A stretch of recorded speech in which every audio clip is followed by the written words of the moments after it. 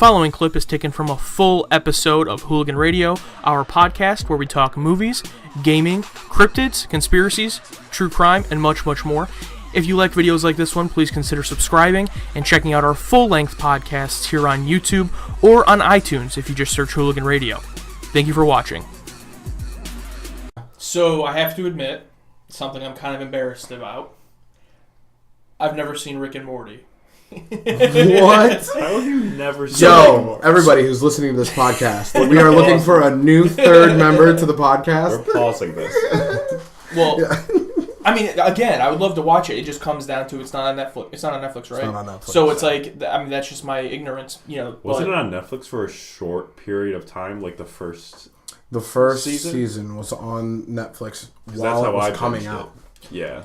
And my issue, too, this is kind of a pride thing, is that I feel like if I don't see a show and then it becomes really, really popular, I'm like, fuck, well, now I can't just start watching because I'm going to look like like a bandwagon. You have to, but you look even worse if you didn't watch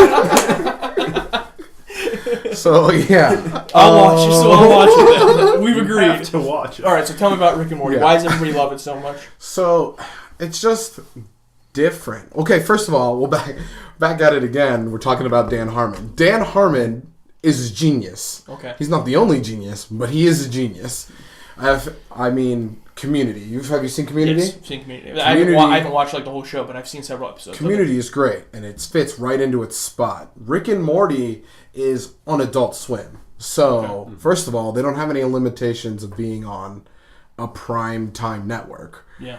So they can kind of get out there with their stuff. And a lot of their jokes, they'll fly right past me the first time I watch it. But I'm one of those people who's watched each season 3 times or more. So, like, you'll hear it again and go, oh, wait, he's talking about this. And you're like, oh, okay. And, like, their attention to detail, not only as writers, but as animators and as producers, is crazy. There's, like, slight things that you can notice from multiple episodes ago being, like, a major factor in a later episode. Yeah, they bring a lot of stuff back, like reoccurring events. And it can even be something as simple as, like, an object that they left somewhere or, like, meeting someone. More than likely at one point in time, they're going to come back, which is definitely real cool. What is crazy to me is it's easily, I think, the biggest show Adult Swim has ever had. Lies. Yeah, because I didn't even Mr. realize. Pickles. Mr. What? Shut up about Mr. Pickles. Have you ever seen Mr. Pickles?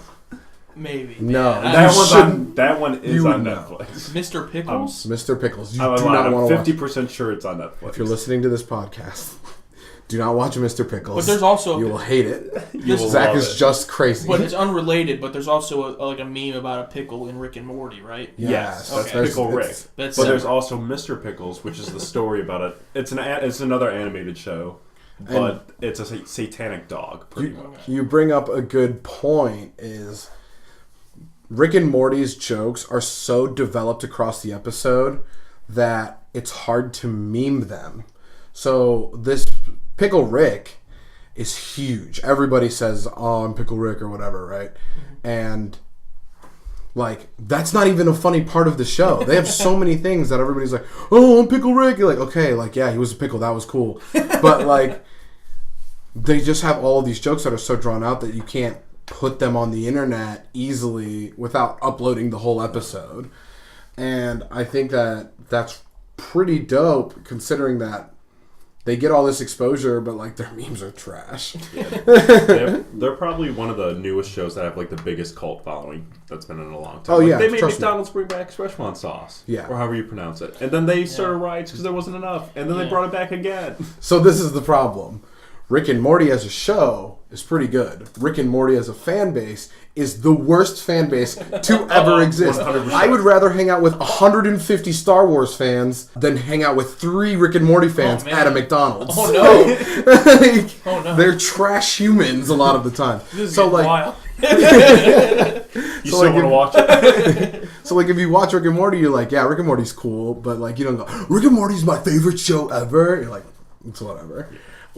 Yeah, it's intense, but you definitely should watch it. I'll watch it with you. And I will I'll also watch it with you. every single one of the 70 episodes they got renewed for.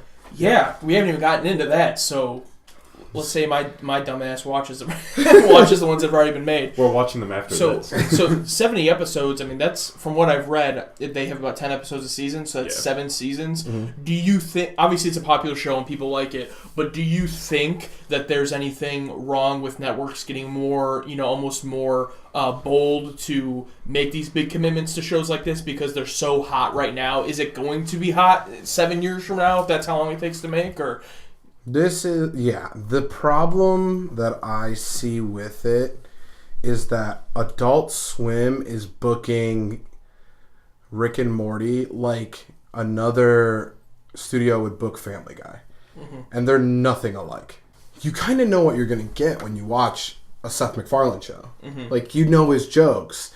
With a Dan Harmon show, each one of his episodes are so well developed in the course of like the full arc of a show.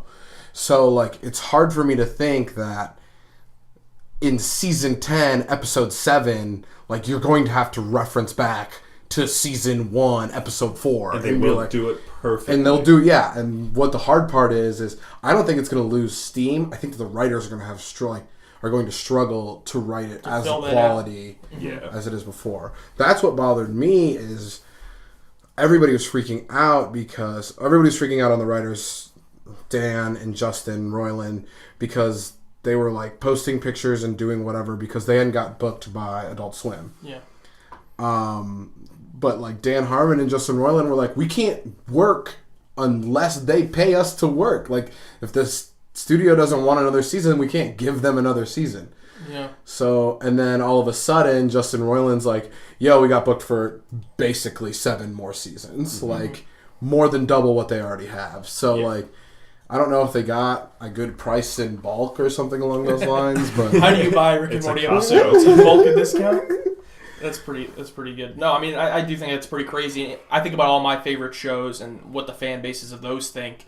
Just off the top of my head, these are obviously completely different from Rick and Morty, but just as an example, like, How I Met Your Mother, Dexter, The Office. Like, what does everybody say about those shows that love those shows? Oh, they're great, but the last few seasons suck. You know what I mean? That's what everybody says about most shows. It's very difficult to have fans enjoy your show all the way through. Mm-hmm. So I think to commit to 7 seasons, I think Adult Swim either just doesn't give a shit or they're very confident in this team to do it. It's probably a little bit of both. Yeah. In all honesty. I mean, they're adults. What do they have to lose? And that's their mindset. They're like, we're fucking Adult Swim. Yeah, I'm pretty sure Robot Chicken's been running for like 30 years. That's true.